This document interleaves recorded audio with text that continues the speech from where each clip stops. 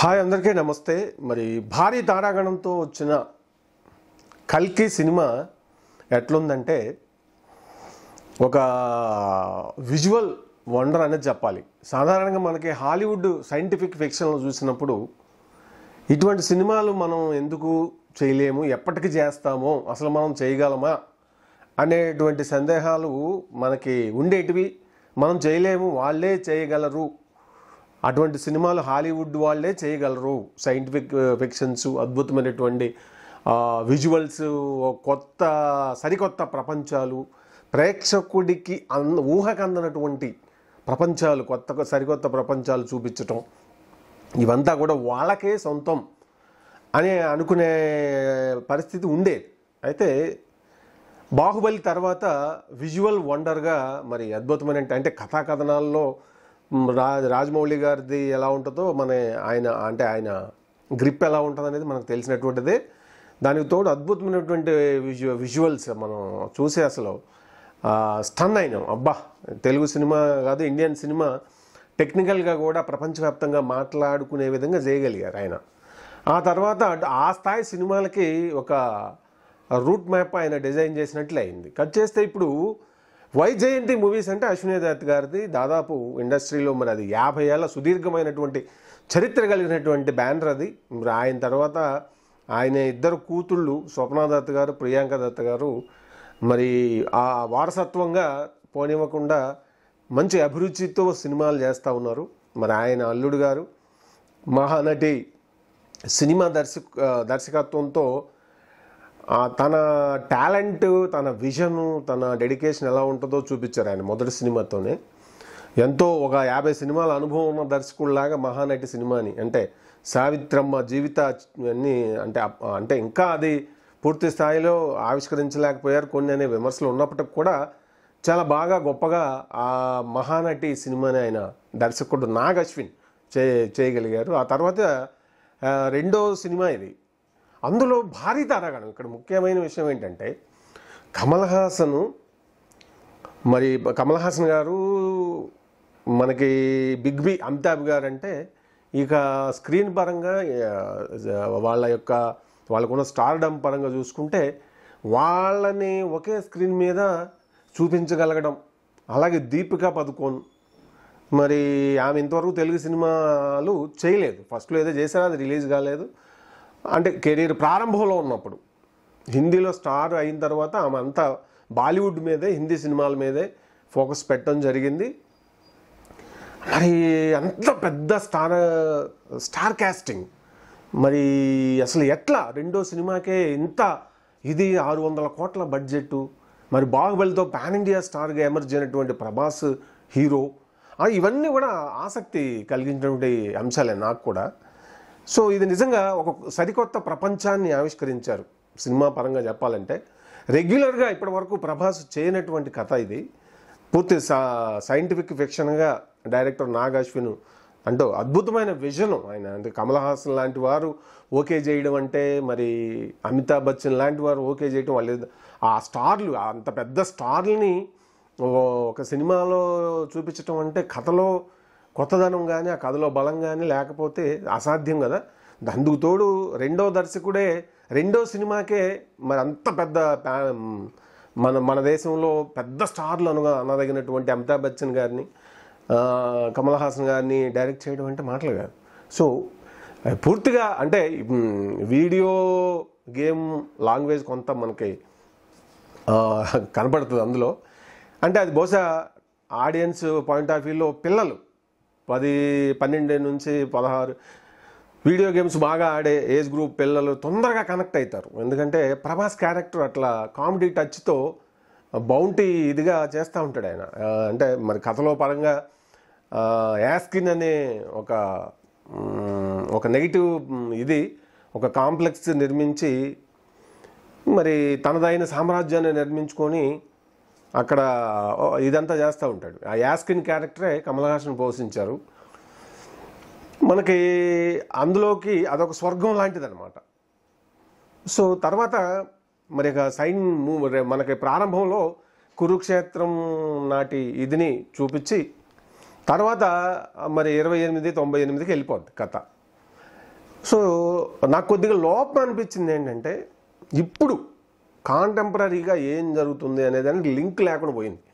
కథని ఇప్పటి ప్రజెంట్ ఇదిలో నుంచి తీసుకెళ్ళి వెనక ముందు కూడా నెరేట్ చేయొచ్చు, ఎక్కడ కనపడదు అనమాట. కురుక్షేత్ర యుద్ధం ముగిసిన 6000 సంవత్సరాలకి ఇక ఈ కథ 2898 స్టార్ట్ అవుతుంది. అప్పటికి ఇక దేశంలో అంటే కాశీనగరం కూడా ఎండిపోయే పరిస్థితి వస్తుంది. కల్కి అవతారం వచ్చే సమయం.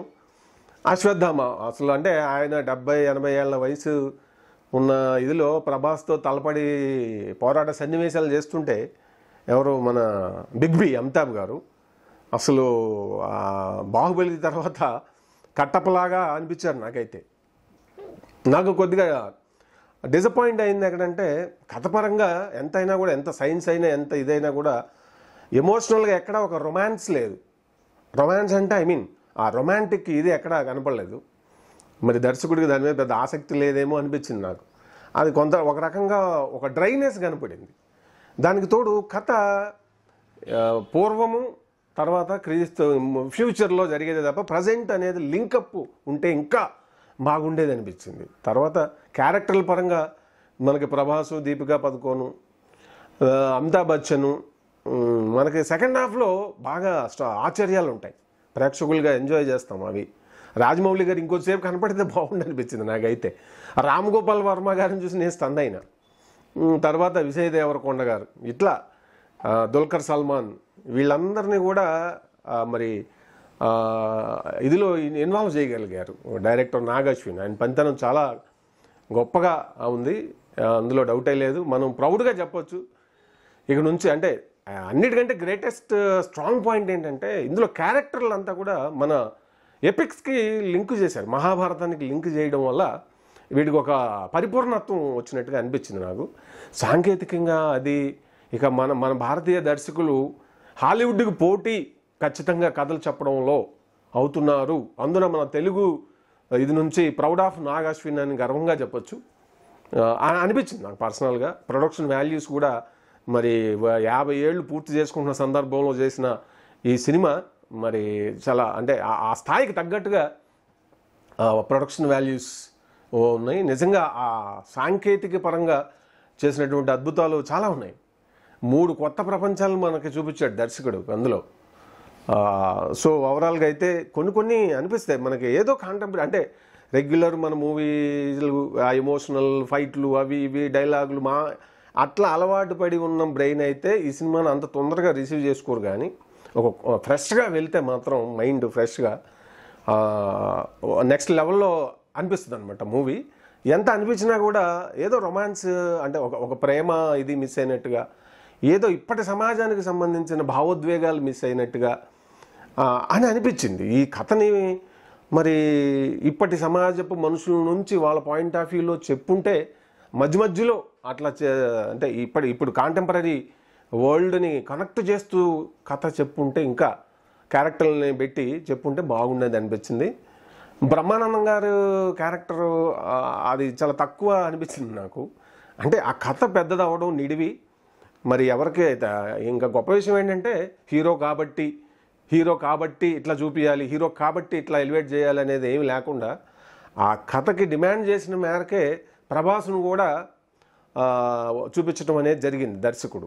అంటే కథ హీరోగా ఇక్కడ కల్కి 2898 అనే సినిమాని డైరెక్ట్ చేయడం అనేది గొప్ప విషయం. అట్లా అందరినీ కూడా అంత స్టార్ కాస్టింగ్ అందరినీ కూడా మామూలుగా చాలా ఇదిగా ఆయన గొప్పగా తన కథ, అంటే కథ బలంగా ఉంటే ఎప్పుడైనా కూడా మనకి అది తిరుగు ఉండదని నిరూపించింది. అట్లాగే ఇంకా బ్యాక్గ్రౌండ్ స్కోర్ సంతోష్ నారాయణ గారు అందించినట్లున్నారు. అది కూడా చాలా బాగుంది. 3Dలో చూశాను నేను ఈ సినిమా. 3Dలో ఏంటంటే ఇప్పుడు బాహుబలి చూస్తున్న ఫీలింగ్, ఆ కలర్ఫుల్నెస్ ఈ 3Dలో అద్దాలు పెట్టుకొని చూస్తే మీదకి వచ్చినట్టు అనిపిస్తుంది. కానీ ఏదో కలర్స్ మిస్ అయిన ఫీలింగ్ అయితే కలుగుతుంది నాకు ప్రతిసారి. బ్లాక్ అండ్ వైట్ చూస్తున్న ఫీలింగే కలుగుద్ది, అంటే నా పర్సనల్ అభిప్రాయం అది. సో ఓవరాల్గా అయితే అద్భుతమైనటువంటి కథ. అంటే విజువల్లీ దర్శకుడి విజను వామ్మో, అసలు అది అంటే అది చూస్తేనే చూడాల్సిందే తప్ప మాటల్లో చెప్పేది కాదు. ఖచ్చితంగా పిల్లల్ని తీసుకెళ్ళి వాళ్ళకు చూపించాల్సిన సినిమా. చాలా క్లీన్ మూవీ. ఇందులో ఎక్కడ ఏది కూడా పిల్లలు ఇదవుతారేమో, వాళ్ళకు చూపించని వైలెన్స్ ఉంటుందేమో అనుకోవడానికి లేదు. ప్రభాస్ క్యారెక్టర్ని బాగా ఇష్టపడతారు. అలాగే అన్ని క్యారెక్టర్లు, అశ్వత్థామ మెయిన్ హీరో ఆయనే చెప్పాలంటే కథకి. చాలా చాలా అంటే 3 కొత్త ప్రపంచాలని తన విజన్తో సాంకేతికంగా విజువల్లీ తెర మీద చూపించిన విధానానికి దర్శకుడు నాగశ్విన్ గారికి, అంత గొప్పగా నిర్మాణాన్ని చేసినటువంటి వైజయంతి మూవీస్, అలాగే ఆ సినిమాకు పనిచేసిన అందరికీ మనం థ్యాంక్స్ చెప్పాల్సిందే అనిపించిందండి నాకైతే. సో ఒకసారి ఖచ్చితంగా చూడాల్సినటువంటి సినిమా కల్కి 2898. అందులో ఏ విధమైనటువంటి సందేహం లేదు.